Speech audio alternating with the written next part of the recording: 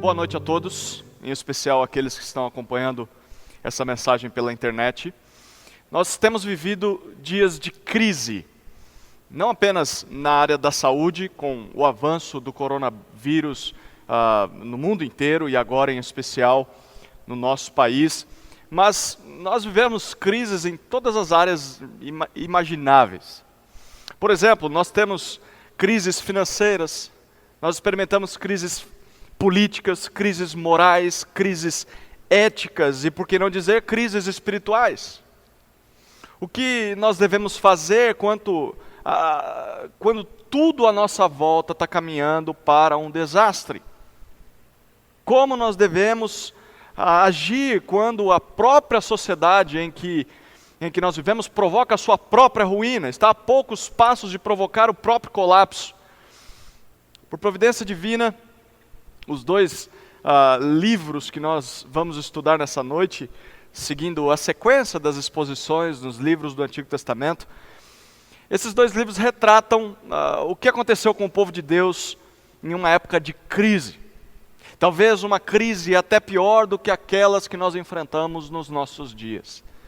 Eu disse livros de maneira proposital, porque os dois livros que nós vamos estudar foram escritos provavelmente na mesma época, foram escritos para o mesmo público, pelo mesmo autor e para contar duas faces diferentes da mesma história.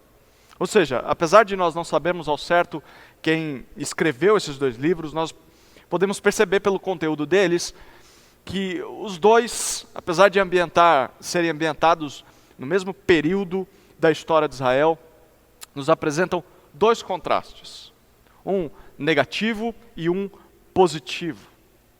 Duas maneiras de como o povo de Deus reagiu às crises da sua época. Trata-se dos livros, então, de Juízes e Ruth, são os dois livros que dão sequência ao livro de Josué. Em resumo, eles nos contam o que aconteceu com Israel depois que Josué morreu, após ter liderado o povo na conquista de grande parte, da terra de Canaã. E por causa da diferença de tamanho entre cada um desses livros, Juízes é muito maior do que Ruth, o meu propósito nesse sermão será trabalhar esses dois livros em 4 partes.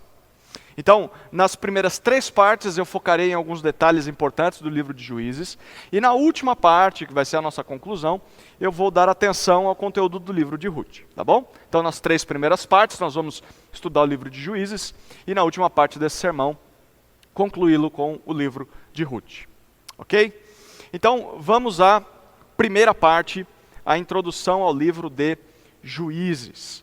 E aí eu peço que você abra então sua Bíblia no livro de Juízes. Nós vamos estudar essa primeira parte do capítulo 1, versículo 1, até o capítulo 3, versículo 5, certo? Para aqueles que gostam de saber quanto tempo nós gastaríamos para ler cada livro que nós estudamos, Juízes pode ser lido no intervalo de mais ou menos 1h e 40 minutos. Né?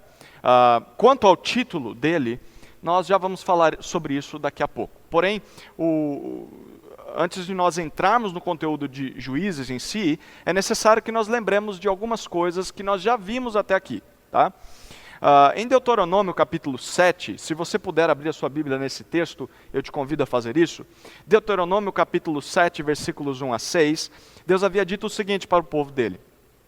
Diz assim o texto: quando o Senhor teu Deus te introduzir na terra para onde vais, para que dela tomes posse e houver expulsado da tua frente muitas nações, a saber, os heteus, os girgazeus, os amorreus, os cananeus, os perizeus, os heveus, os jebuseus, 7 nações mais poderosas e mais numerosas do que tu, e quando o Senhor teu Deus as entregar a ti e as atacares, tu as destruirás totalmente. Não farás com elas nenhum acordo, nem terás piedade delas.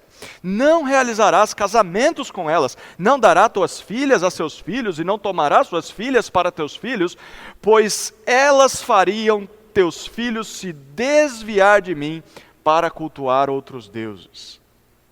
e a ira do Senhor se acenderia contra vós, e depressa vos destruiria. Mas lhes fareis assim: derrubarei seus altares, quebrarei suas colunas sagradas, cortarei seus azerins e queimarei suas imagens esculpidas. Porque tu és povo santo para o Senhor teu Deus.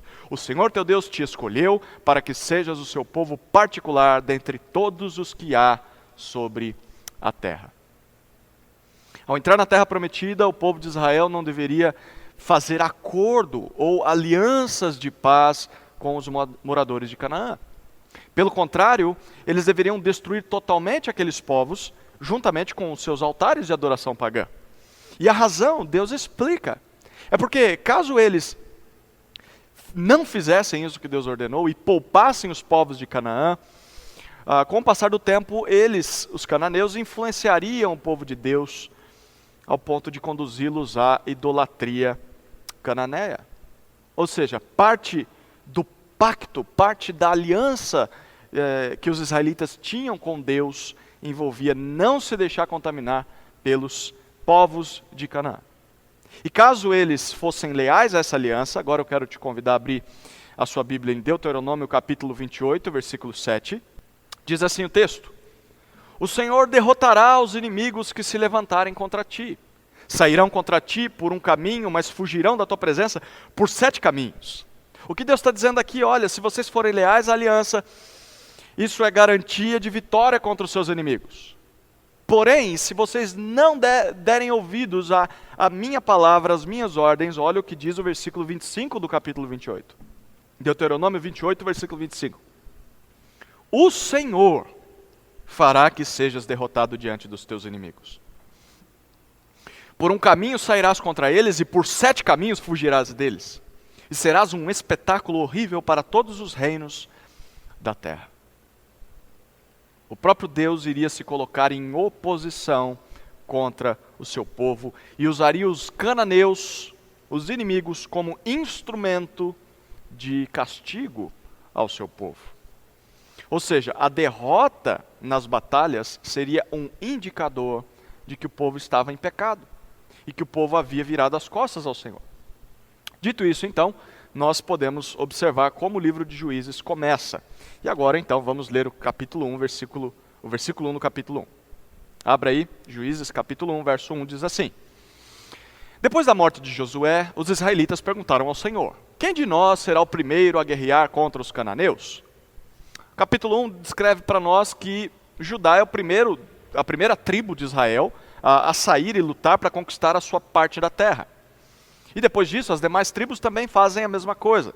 E a princípio que nós lemos no capítulo 1 é êxito nas batalhas, né? O povo está vencendo, porém algo de suspeito começa a acontecer.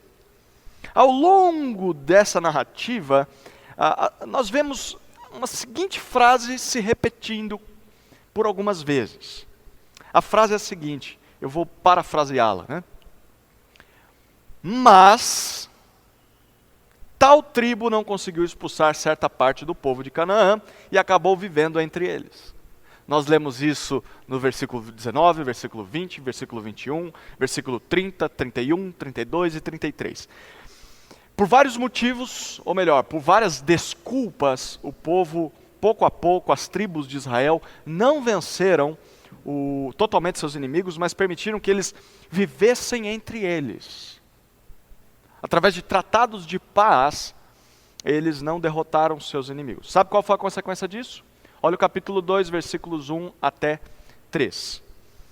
Diz assim: o anjo do Senhor subiu de Gilgal a Boquim e disse: eu vos tirei do Egito e vos trouxe para a terra que prometi a vossos pais com juramento. E vos disse: nunca desfarei minha aliança convosco. E vós não fareis aliança com os habitantes dessa terra. Pelo contrário, derrubareis os seus altares. Mas não obedecestes a minha voz. Por que fizestes isso? Por isso eu disse: não expulsarei da vossa presença. Não os expulsarei da vossa presença, mas serão vossos adversários, e os deuses deles serão uma armadilha para vós. O povo havia sido infiel aos termos da aliança com Deus. Mas Deus não faria o mesmo. O Senhor manteria sua promessa. Mas agora, ao invés de derrotar os seus inimigos, o Senhor iria usar esses inimigos como instrumento de disciplina ao seu povo.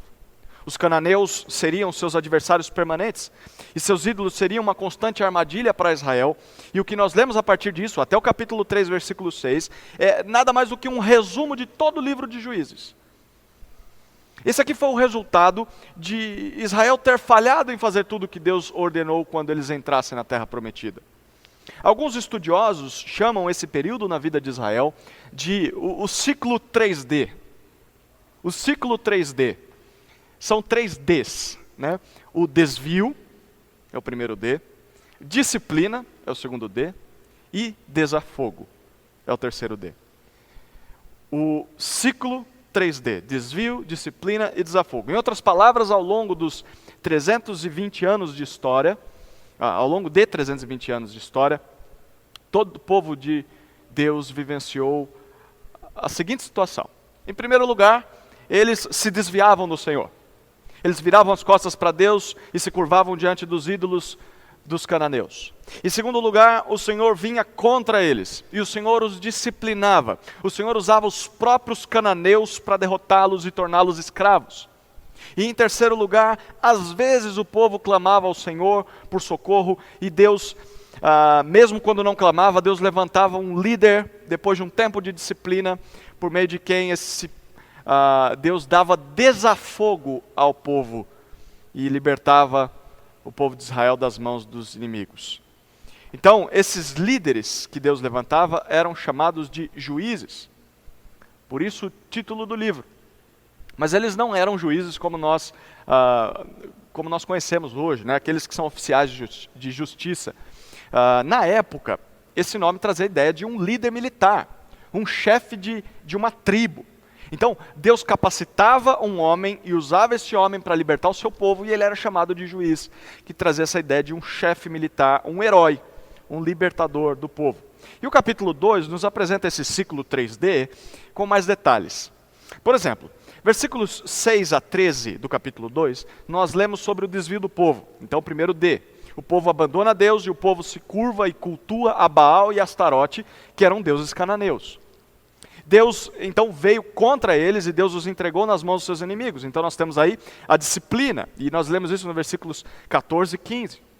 Então, eles clamam por socorro e Deus dá para eles um juiz que os liberta. Nós vemos o desafogo nos versículos 16 até 18. E, apesar disso tudo, olha o que diz o versículo 19, capítulo 2, versículo 19. Mas depois da morte do juiz, voltavam atrás e se tornavam piores do que seus pais, seguindo outros deuses, cultuando-os e adorando-os. Não abandonavam suas práticas, nem sua obstinação. Esse ciclo se repetiu por centenas de anos, e a cada nova geração o pecado do povo era pior. E, consequentemente, pior era o castigo de Deus contra eles. E no capítulo 3, nós lemos o seguinte, 3 versículo 4. Essas nações ficaram para que os israelitas fossem postos à prova por meio delas, e assim demonstrassem que obedeceriam aos mandamentos que o Senhor dera a seus pais, por intermédio de Moisés. Deus permitiu que os inimigos vivessem entre o povo para testar a obediência daquele povo. Porém, olha o que eles fizeram no versículo 6. Apesar de tudo isso, tomaram as filhas deles por mulheres, as filhas dos cananeus, e deram suas filhas em casamento aos filhos deles, e cultuavam os seus deuses. De fato, aquilo que Deus disse se cumpriu. Israel não derrotou seus inimigos, mas fez aliança e casamentos com os seus inimigos. E sabe qual foi o resultado? Eles se tornaram uma armadilha para o povo e o povo se corrompeu. Esse triste relato serve ao menos para nos dar um grande alerta. O alerta é que quando nós não nos livramos daquilo que pode nos fazer pecar, essa mesma coisa, situação ou pessoa da qual nós não nos livramos, se tornará uma armadilha para nós mesmos no futuro. Eu vou repetir isso. Quando não nos livramos daquilo que pode nos fazer pecar, essa mesma coisa, situação ou pessoa se tornará uma armadilha para nós mesmos no futuro. Aquilo que parecia algo inocente, aquilo que parecia pequeno demais lá no início, acabou se tornando motivo de queda para Israel no futuro. Eles usaram desculpas e mais desculpas para não derrotar os inimigos, para manter os inimigos vivos. Eles não deveriam ter feito isso, e no futuro eles pagaram caro por cada uma das suas desculpas. Queridos, pequenas concessões ao pecado hoje produzem uma grande queda amanhã.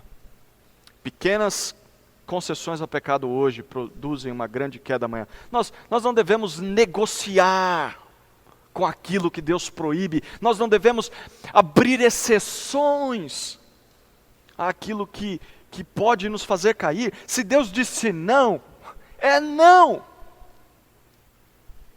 Nós devemos parar de dar desculpas para continuar vivendo abraçado com pequenos pecados escondidos, com coisas que nós sabemos que Deus não aprova, ou coisas que nós sabemos que serão armadilhas para nós lá na frente.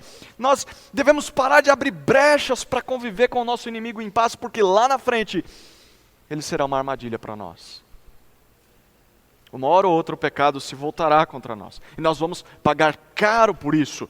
Fazer aliança de paz com o inimigo é garantir a nossa derrota no futuro. Pense muito bem antes de fazer isso. Essa primeira parte do nosso sermão, a introdução ao livro de Juízes. Nós vamos então agora à segunda parte. Um resumo da época dos juízes. A segunda parte desse sermão é um resumo da época dos juízes, e nós vamos analisar o capítulo 3, versículo 6, até o final do capítulo 16. Tá? Então do 3, 6 até o final do capítulo 16. Um resumo da época dos juízes. Antes de continuarmos, é importante ressaltar aqui que com o passar dos anos, o povo de Israel cada vez mais se desunia. Né? Eles não tinham mais um só líder que comandava toda a nação, como foi na época de Moisés, que liderava todo o povo, ou na época de Josué, que liderou o povo na conquista de grande parte da terra. Cada tribo tinha a sua própria liderança, ou nem tinha a sua própria liderança, né? E cada tribo agia por conta própria. E por esse motivo Deus levantou juízes diferentes em cada tribo, em períodos diferentes, porque cada uma delas vivia situações diferentes. Então quando nós lemos Juízes, nós percebemos que enquanto algumas tribos desfrutavam de paz, porque Deus havia livrado elas das mãos dos seus inimigos por meio de um juiz, outras tribos poderiam estar sendo castigadas por seus pecados, necessitando desesperadamente de um juiz. Então, cada lugar diferente de Israel, em cada lugar desse você via um cenário diferente. Ou você via um cenário de desvio, ou um cenário de disciplina, ou um cenário de desafogo.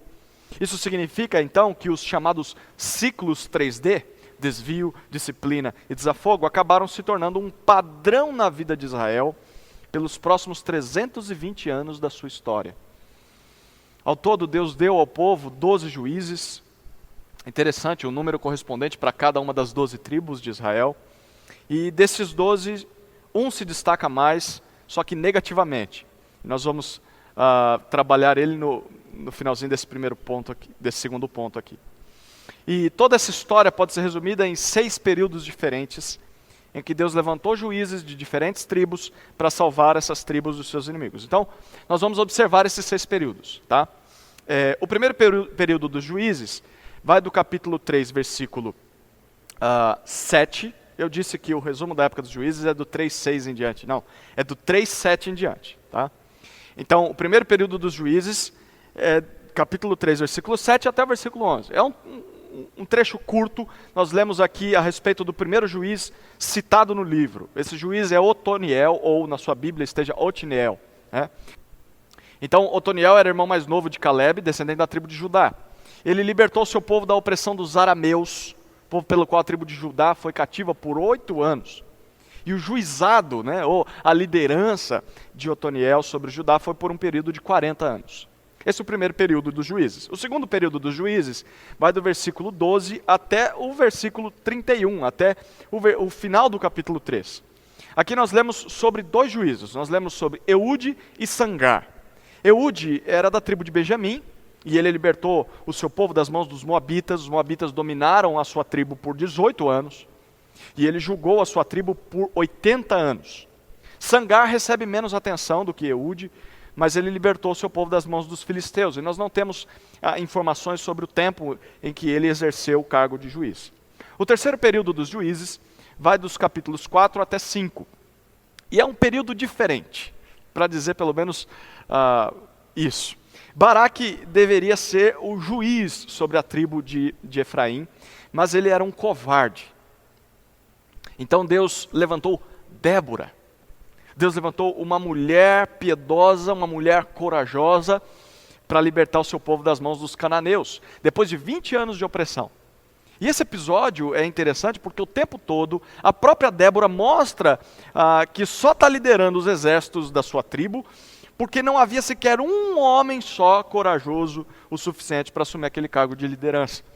E no final das contas, a conquista dos inimigos sob a liderança de uma mulher era um motivo de vergonha para os homens covardes de Efraim, especialmente vergonha para Baraque, né?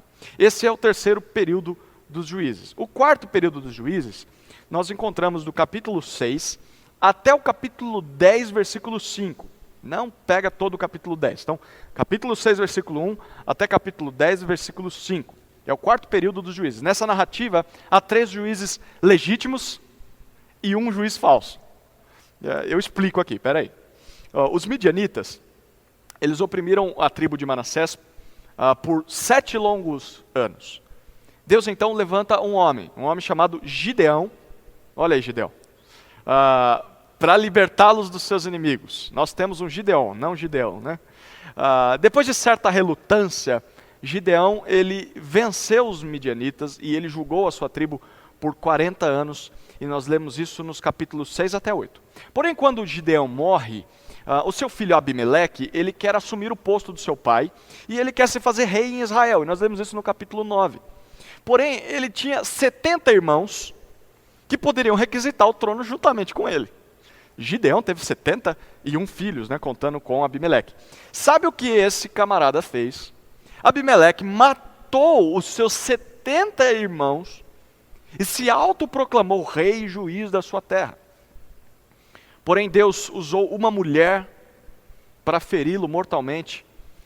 Ele cercou uma cidade e essa mulher pegou uma pedra de moinho e jogou dos muros da cidade em cima da cabeça de Abimeleque, e ele estava ferido mortalmente ali, agonizando, e para não ser lembrado por ter sido morto por uma mulher, ele pede para que o seu escudeiro o mate a espada, e o escudeiro o mata. Então Abimeleque foi um juiz falso, né? Ele quis ser juiz, mas Deus não o levantou como juiz. Depois disso nós lemos sobre 2 juízes, Tolá e Jair, e isso só no capítulo 10, versículos de 1 a 5. Esses 2 homens julgaram Issacar e Manassés, respectivamente, e um por 23 anos e o outro por 22 anos. E aí nós chegamos no quinto período dos juízes, vai do capítulo 10, versículo 6, até o capítulo 12, versículo 15. É o final do capítulo 12. Então, 10, 6 até final do 12. E nesse quinto período, Jefté se torna juiz em Manassés, para livrar o povo das mãos dos amonitas. Os amonitas os oprimiram por 18 anos, e ele julga a sua tribo por 7 anos. E depois dele, nós lemos sobre Ibza, Elon e Abdo. Eles são juízes sobre Judá, Zebulon e Efraim, e juntos eles julgaram suas tribos ao todo por 25 anos. E enfim, nós chegamos ao último e mais triste período de todos. E aí, esse período abarca o capítulo 13 até o capítulo 16. Quase todos de nós, para não dizer todos, né, já ouvimos falar alguma coisa sobre esse período. Mas talvez nem todos tenhamos compreendido em que situação ele foi descrito. Nesse período aqui nós lemos a respeito do pior juiz que a nação de Israel já teve na sua história. Sabe de quem se trata? Trata-se de Sansão. Sansão é um juiz tão diferente que a sua história recebe maior atenção nesse capítulo, ou nesse livro, perdão. São 4 capítulos para tratar sobre a história de Sansão. E a razão está no final da sua história. A gente vai descobrir por que a atenção é tão redobrada sobre a vida dele. Mas antes de olhar para o final da história de Sansão, observe alguns detalhes da vida dele. Sansão era da tribo de Dan, e ele foi levantado por Deus para libertar o seu povo das mãos dos filisteus. Os filisteus haviam oprimido aquele povo já por 40 anos. E no capítulo 13, nós lemos que a sua mãe era estéril, seu nascimento é anunciado aos seus pais por um anjo do Senhor, porém havia uma condição. Esse menino que nasceria seria nazireu desde o seu nascimento. O que era um nazireu? Isso significa que ele seria separado para o uso exclusivo de Deus. O nazireu, ele foi determinado lá atrás na lei do Senhor, pessoas que seriam dedicadas a ele por um período de tempo da sua vida ou por toda a sua vida. E o que o anjo diz aos pais de Sansão é que ele será um nazireu por toda a vida. E o nazireu, o que acontecia com o nazireu? Ele deveria se abster de várias coisas para ser puro. Por exemplo, ele deveria, desde não beber alguma bebida forte e nunca ter de cortar o cabelo, até não poder ter contato com mortos ou nunca poder se casar. O nazireu era uma espécie de pregação ambulante no meio do povo de Israel, uma pregação que anunciava, que mostrava a santidade, mostrava a pureza do Senhor. Então, quando as pessoas olhavam para o nazireu, os israelitas deveriam se lembrar: Deus é puro, Deus é santo, tanto quanto esse homem. Se nós queremos ser um exemplo vivo de, pelo menos um pouquinho de como Deus é só olhar para esse nazireu. Mas na prática, Sansão deveria ter sido isso. Mas na prática, no capítulo 14, Sansão nós lemos que foi um péssimo nazireu e também foi um péssimo juiz. Nós lemos aqui sobre os seus inúmeros fracassos no capítulo 14. Ele se casa com uma mulher estrangeira. Primeiro, que ele não deveria nem se casar. Segundo, que ele se casa com uma mulher de outra tribo. E na verdade, não de Israel, ele se casa com uma mulher cananeia. Segundo, ele se envolve com uma prostituta filisteia. Ele vai atrás de uma prostituta justamente do povo que oprime a sua tribo. O povo com o qual ele deveria guerrear, ele vai atrás de uma prostituta. E terceiro, repetidamente nós vemos que Sansão quebra os seus votos de nazireado. Ele se embebeda, ele toca em animais mortos, enfim. Sansão é um péssimo nazireu, é um péssimo juiz, porém ainda assim Deus ainda usou Sansão para combater os filisteus. Nós lemos isso nos capítulos 15 e 16. Ele, diferente dos outros juízes, ele não liderava grandes exércitos, mas as suas brigas eram pessoais. Apesar disso, as suas brigas pessoais fazia com que ele derrotasse os seus inimigos inúmeras vezes. Ele tinha uma força descomunal, era capacitado pelo Espírito de Deus para fazer isso. Mas o final da sua carreira é o mais importante sobre a sua vida. Porque nos apresenta, ao final da história de Sansão, um retrato do povo de Israel durante todo esse período dos juízes. Eu queria que você acompanhasse comigo o final do capítulo 16 de Juízes, a partir do versículo 23. Nós vamos ler um ou outro versículo aqui. Sansão é traído pela prostituta filisteia, chamada Dalila.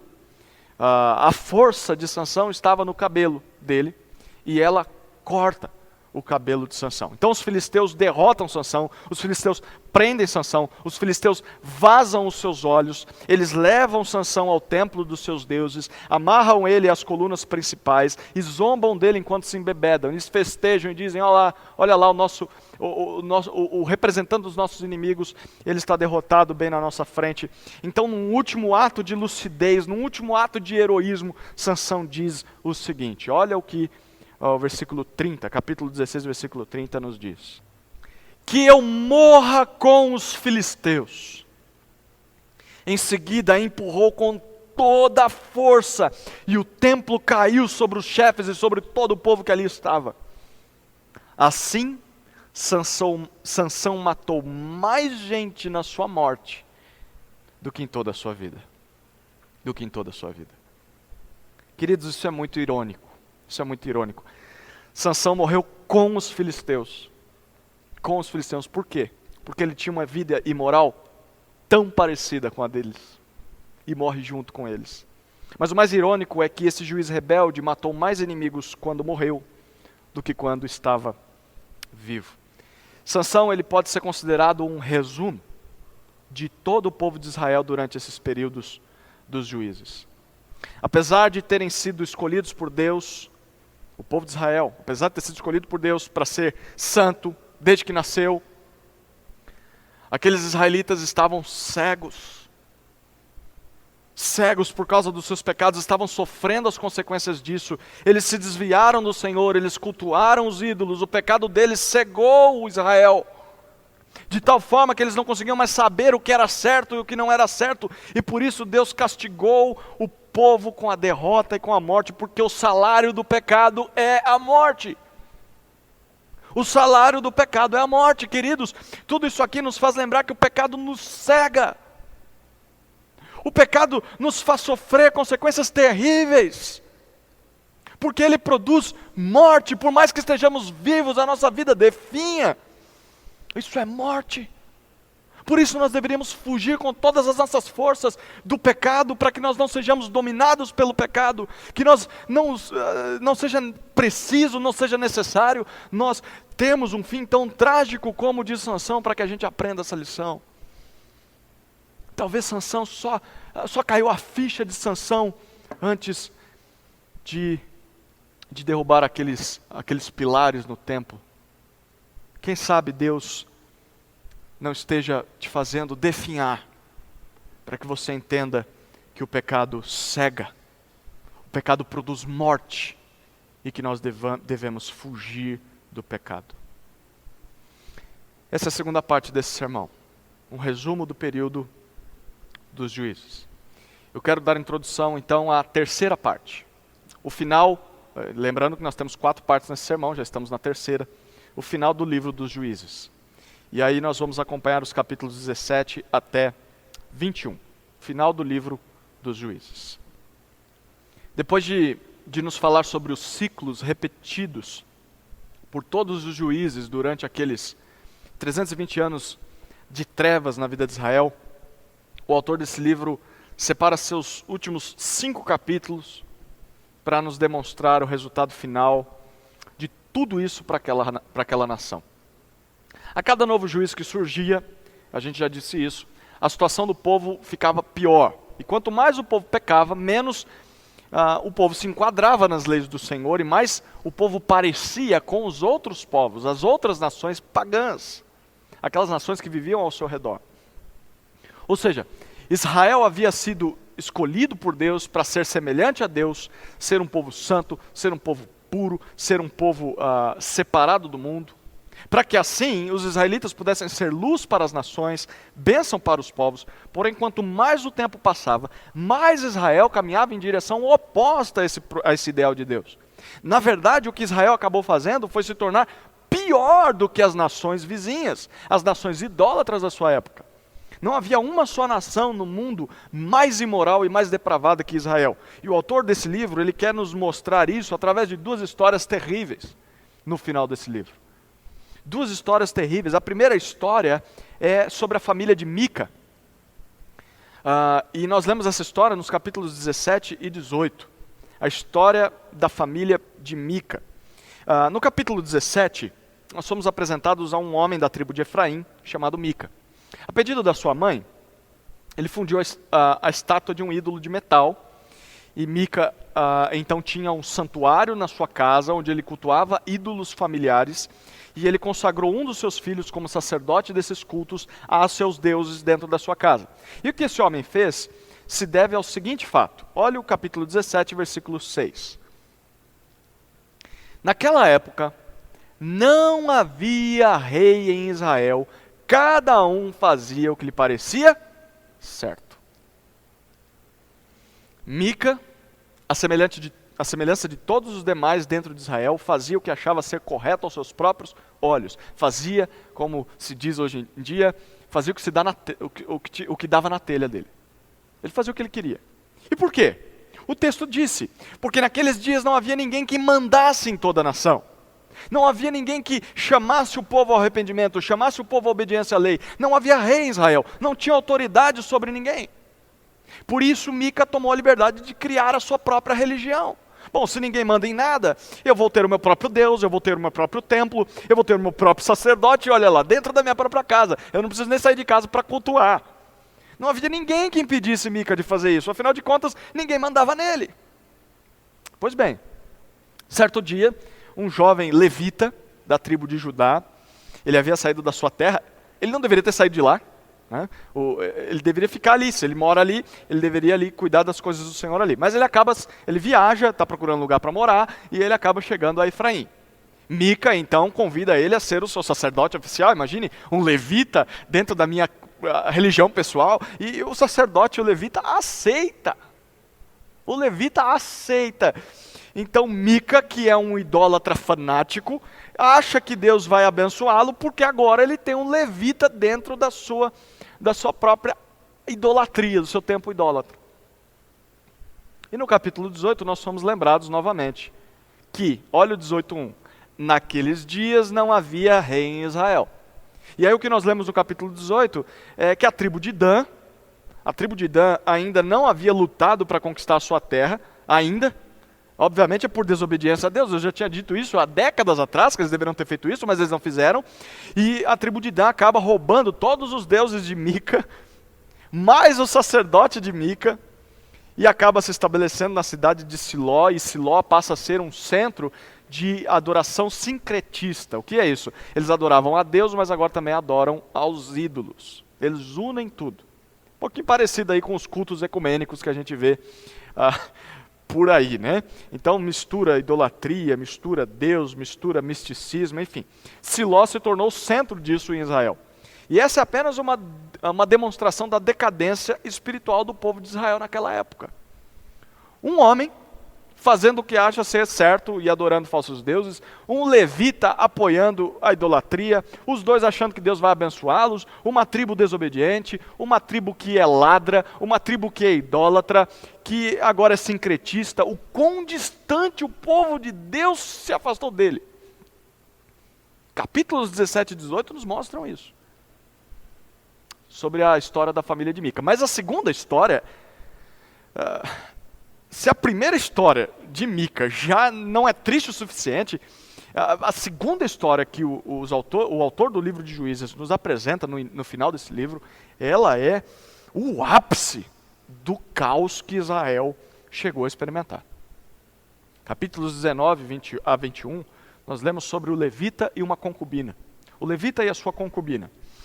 Capítulo 19 começa nos lembrando o refrão desse livro, principalmente o refrão da conclusão do livro. 19:1, naqueles dias, quando não havia rei em Israel. Ou seja, a gente já sabe o final, né? Cada um fazia o que achava ser certo aos seus próprios olhos. Então nós somos apresentados a mais um levita desobediente. Não é aquele do capítulo 17 e 18. Esse levita morava em Efraim, e ele toma uma das mulheres de Belém como a sua concubina. A concubina é uma espécie de amante oficial. Obviamente, é proibida por Deus. Mas os homens não estão nem aí para Deus, né? E então esse levita se casa com essa mulher de Belém. Na verdade, ele traz ela para ser sua concubina. Concubina não era nem considerada como uma esposa, né? É uma amante oficial permitida, né? entre as pessoas, né? E essa concubina atrai esse levita lá em Efraim, e aí ela foge para a casa do seu pai, com medo, né? Querendo não ficar com ele, obviamente, né? E a casa do seu pai é em Belém de Judá. E ele vai até Belém para trazer a sua concubina de volta, e no caminho de retorno ele para na cidade de Benjamim para passar a noite. Ninguém na cidade recebe esse levita como hóspede, junto com a sua concubina e seu servo, e então eles ficam na praça da cidade, à vista de todos. Ao entardecer, um senhor idoso, ele está voltando do seu trabalho, e ele vê aquela cena, vê eles ali na praça e corre até o seu encontro. E aí ele pede desesperadamente para que eles não ficassem na praça, mas fossem se hospedar na sua casa. Ele tinha medo do que pudesse acontecer com aquelas pessoas ali na praça. Daqui a pouco a gente vê por que ele tinha medo. Então, eles vão para a casa desse senhor, e enquanto eles estão ali comendo e bebendo na casa dele, durante a noite, algo acontece. Olha o capítulo 19, versículo 22. 19, 22. Enquanto eles se divertiam, homens depravados da cidade cercaram a casa, bateram a porta e disseram ao homem idoso, dono da casa: traze aqui para fora o homem que entrou em tua casa para que o conheçamos intimamente. Perceba bem o que está acontecendo aqui. Eles não estão pedindo a concubina daquele homem para abusar da concubina sexualmente. Eles querem o levita. O pecado desses homens é semelhante ao pecado de Sodoma e Gomorra. O que se segue após isso ainda é pior, porque aquele senhor idoso, ele implora para que os benjamitas não façam aquilo, e ele propõe para eles que, ao invés de abusarem daquele levita, que eles abusem da sua filha virgem e da concubina daquele homem. Ele diz: eu entrego a minha filha que não conheceu homem nenhum, eu entrego a concubina dele, mas não abusem do levita. Então o pior acontece. O versículo 25 diz: mas os homens não quiseram ouvi-lo, então o levita pegou sua concubina e a entregou. Eles a conheceram intimamente e a violentaram a noite toda. Ao amanhecer, eles a deixaram. Aquela mulher foi estuprada, violentada pelos homens da tribo de Benjamim a noite toda e foi largada na praça ao amanhecer. Quando o sol raiou, o levita saiu até a praça e descobriu que a sua concubina estava morta. Então ele a leva para casa e olha o que nós lemos nos versículos 29 e 30. Quando chegou em casa, pegou uma faca e cortou sua concubina em 12 pedaços, membro por membro, e os enviou por todo o território de Israel. E todos os que viam aquilo diziam: até hoje nunca se fez, nem se viu tal coisa, desde o dia em que os israelitas subiram da terra do Egito. Refleti e pensai nisto, dai o vosso parecer. Aquele levita corta a sua concubina em 12 pedaços e envia cada um desses pedaços às 12 tribos, para cada uma das 12 tribos de Israel. O resultado disso foi que todas as demais tribos se uniram e juntas combateram contra Benjamim. E os capítulos 20 e 21 descrevem essa batalha. E nos mostram que por um triz, o próprio povo de Israel, como o próprio povo de Israel não destruiu uma das suas próprias tribos. A essa altura o inimigo do povo de Deus não está do lado de fora, não são os cananeus, mas o inimigo do povo de Deus está do lado de dentro, é o próprio povo. Egoísta, idólatra, pagão, místico, sincretista. Depois de quase dizimar os benjamitas, cada tribo volta para sua terra. Os benjamitas são poupados por um triz. E Israel termina o livro de Juízes totalmente diferente do seu início. Para pensar, o final da vida de Josué, a vitória tantas vitórias que Deus deu ao povo. O livro de Juízes começa aí e termina dessa maneira. É um povo dividido, é um povo confuso, é um povo idólatra, é um povo imoral e é um povo pior do que as nações ao seu redor. Aquele não parece mais o povo de Deus. E é isso que o autor ressalta mais uma vez no último verso desse livro. Capítulo 21, versículo 25. Naqueles dias não havia rei em Israel, cada um fazia o que lhe parecia certo. Não havia rei em Israel, cada um fazia o que lhe parecia certo. Queridos, esse fim trágico do livro de Juízes nos mostra que quando o povo de Deus não tem líderes piedosos, acaba fazendo o que bem entende e se afunda cada vez mais no pecado.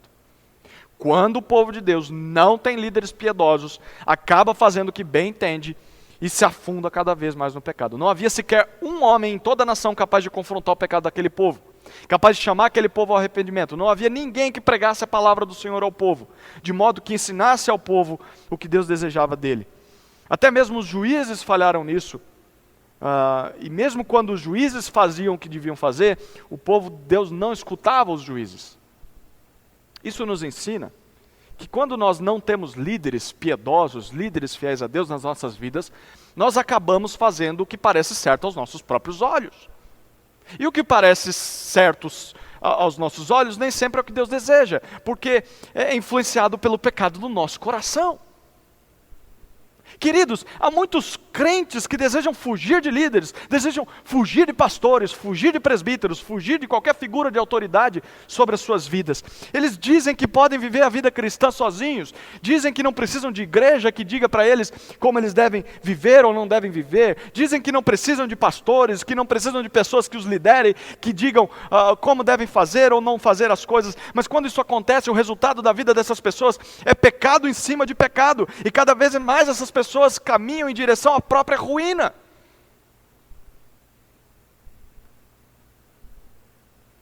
Se você quer viver uma vida sem líderes, sem direção, olhe para o livro de Juízes, vai ser uma descrição da sua vida. Basta a gente olhar para a vida de quem acha que não precisa de igreja, para a vida de quem acha que não precisa de pastoreio sobre si. Cada dia que passa, essa pessoa se afunda mais e mais em cada vez mais pecados, e cada vez mais essa pessoa se afasta do Senhor. Pessoas assim acabam praticando o que acham ser o certo, ou o que o mundo diz ser o certo, e não obedecem à palavra de Deus. Queridos, nós precisamos desesperadamente de líderes piedosos, líderes fiéis a Deus, que nos confrontem quando nós pecamos, que nos liderem nos momentos difíceis, líderes que nos mostrem o caminho a seguir em obediência a Deus. Essa foi a terceira parte desse sermão, o final do livro de Juízes. Vamos então à última parte, a quarta parte, a esperança do livro de Ruth. A esperança do livro de Ruth. Eu te convido a virar uma página aí, você estará diante do livro de Ruth. Nós vamos folhear ele rapidamente, os seus 4 capítulos. Talvez você esteja se perguntando o porquê de eu ter incluído o livro de Ruth dentro da exposição do livro de Juízes, né? Principalmente na sua conclusão. Na tentativa de responder essa pergunta, eu vou deixar o próprio livro de Ruth explicar a razão, tá? Olha o capítulo 1, versículo 1, como começa a narrativa de Ruth. Na época em que os juízes governavam, houve fome na terra. Percebeu o detalhe? O livro de Ruth é uma espécie de parêntese em toda a história de Juízes.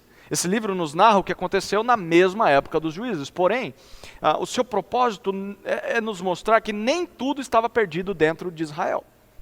Mesmo que a grande maioria do povo houvesse se desviado do Senhor, ainda havia uma pequena comunidade fiel a Ele dentro do povo.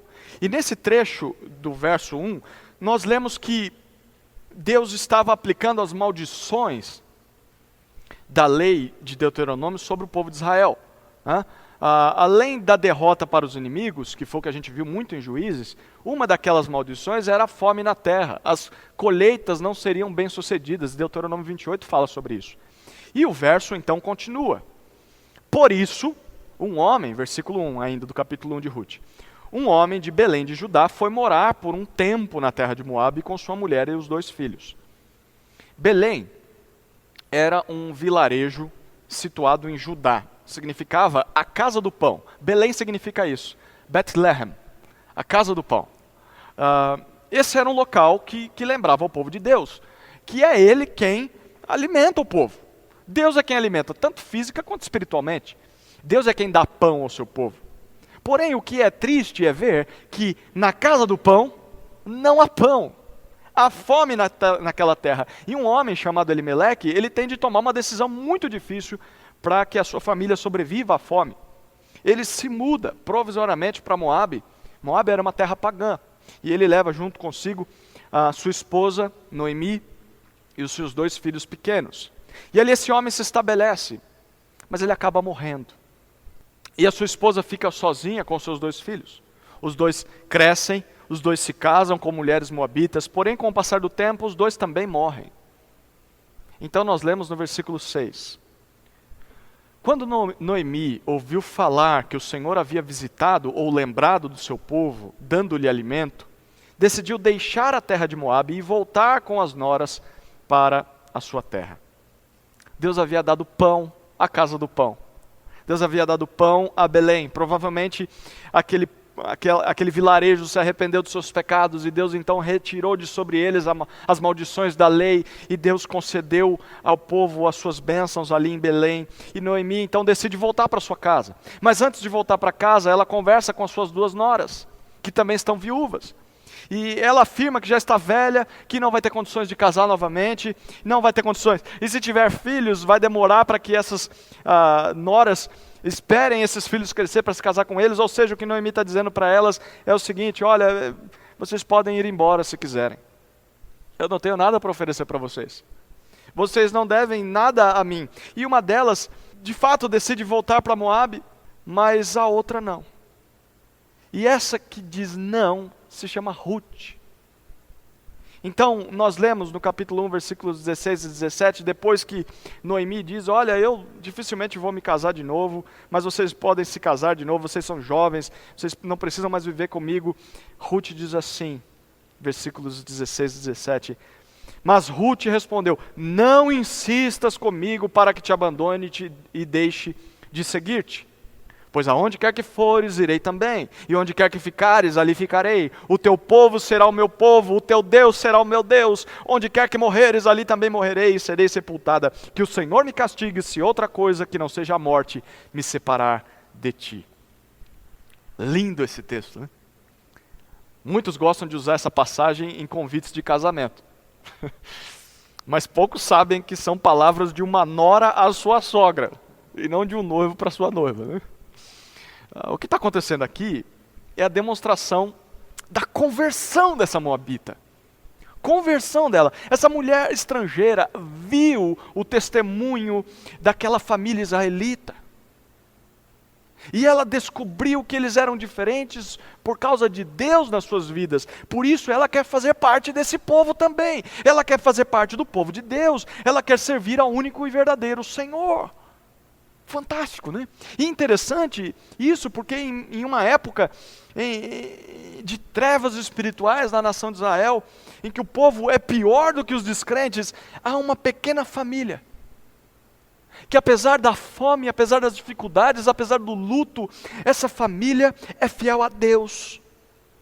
E por meio do testemunho dessa pequena família, uma pessoa de uma nação pagã é alcançada.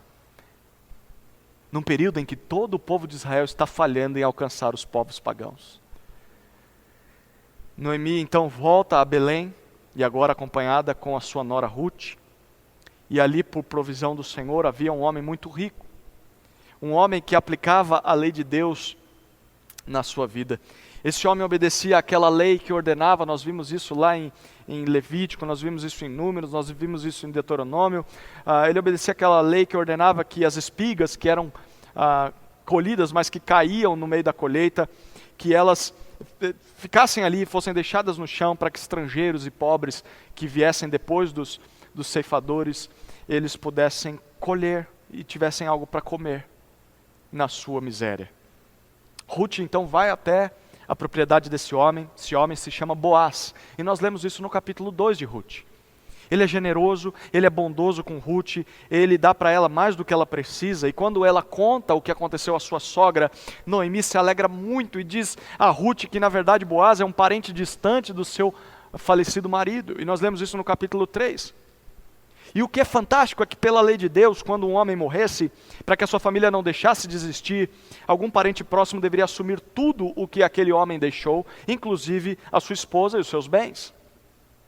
E esse descendente, a ele se dava o nome de resgatador. E adivinha quem Boaz é? Boaz é o resgatador da família de Noemi. Então, ela ordena Ruth a ir até Boaz e dizer todas essas coisas para aquele homem rico e piedoso.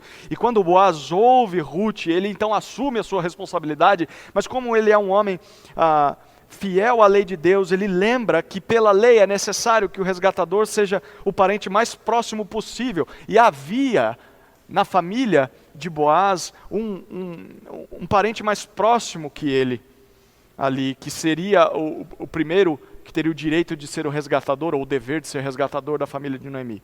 Então, o que Boaz faz? Ele reúne todos os anciãos da cidade, juntamente com esse parente mais próximo, conforme a lei de Moisés ordenava, exatamente conforme Deus disse, e ele acaba assumindo o cuidado por Ruth, no capítulo 4.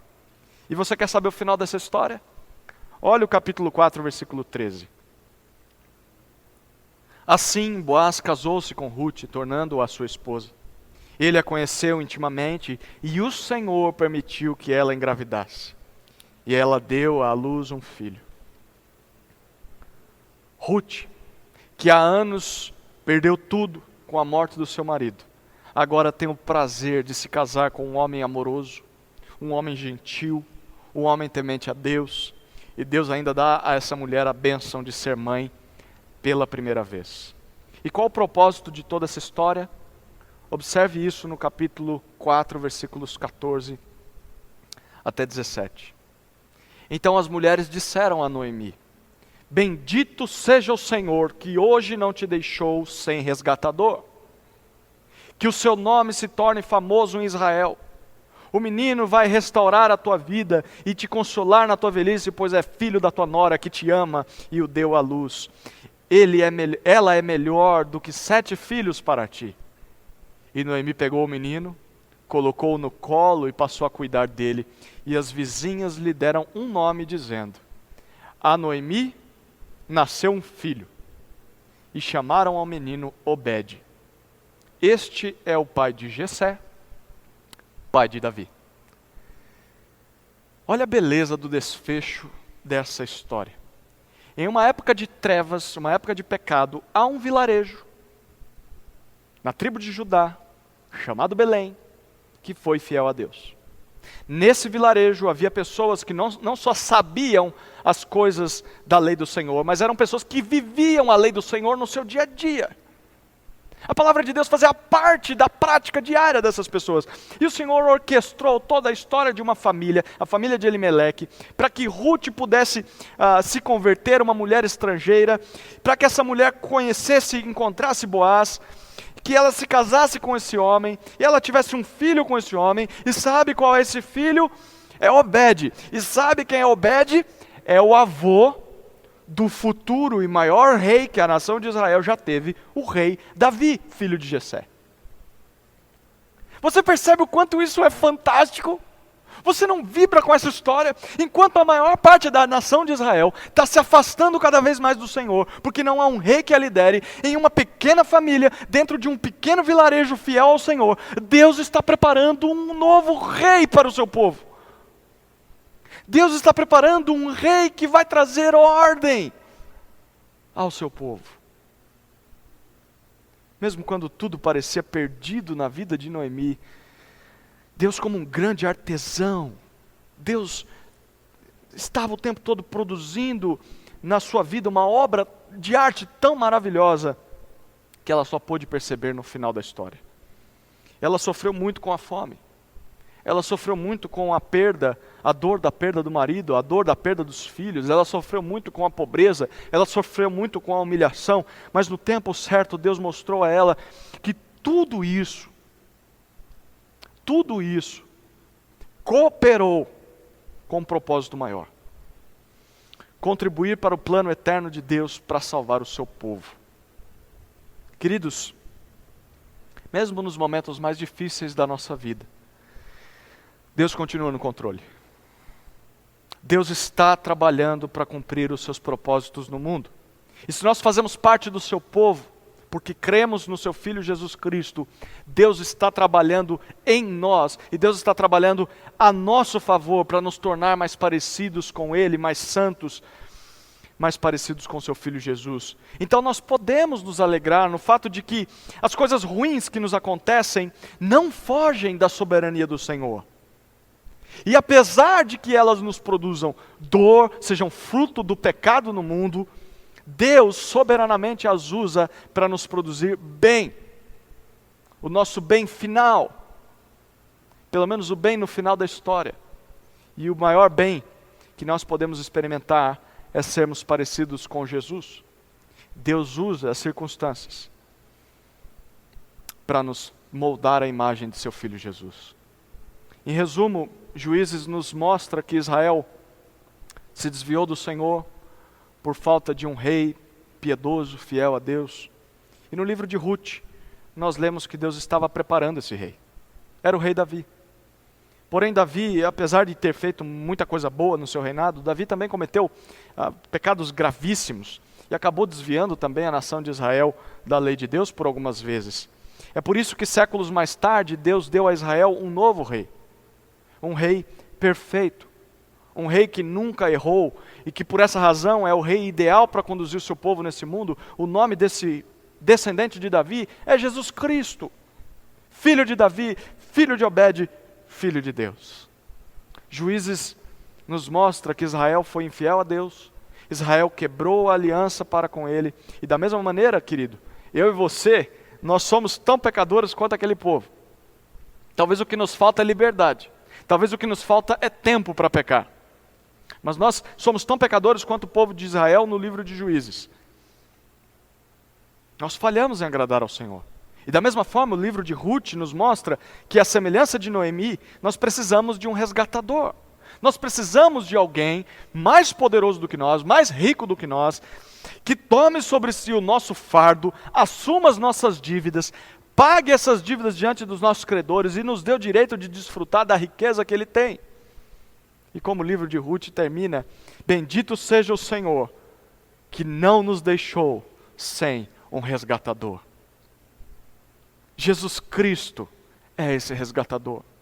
Jesus Cristo é esse rei descendente de Davi que assumiu os meus e os seus pecados, que morreu por cada um desses pecados na cruz e ao ressuscitar nos deu o direito de herdarmos tudo aquilo que é seu, inclusive a vida eterna, inclusive a comunhão com Deus. Um dia nós vamos nos casar com Ele. Um dia nós seremos totalmente libertos do nosso pecado. E nesse dia nós não experimentaremos mais momentos de crises ou momentos de calamidades, mas nós vamos desfrutar da Sua santa presença por todo sempre. Por essa causa, queridos, diante das crises em que nós vivemos nos nossos dias, olhemos para o cuidado de Deus para com o seu povo. Mesmo que esse povo seja uma minoria fiel, uma minoria que não se dobrou aos falsos deuses, Deus cuida do seu povo, Deus cuida de cada um de nós, usando as circunstâncias adversas para cumprir os seus planos, nos dando sempre uma liderança fiel e piedosa, e em especial ao ter nos dado o Rei perfeito, Jesus Cristo. Queridos, glória a Deus por isso. Amém? Vamos orar. Pai amado, a minha oração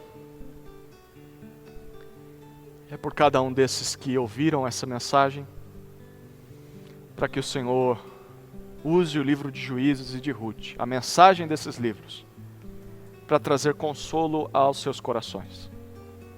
E que apesar dos caos que vivemos em nossos dias, apesar das crises, apesar das calamidades, das dificuldades, da fome, da escassez, o Senhor cuida de nós. O Senhor sempre cuidou do seu povo. E o Senhor sempre providencia o resgatador, a salvação ao seu povo.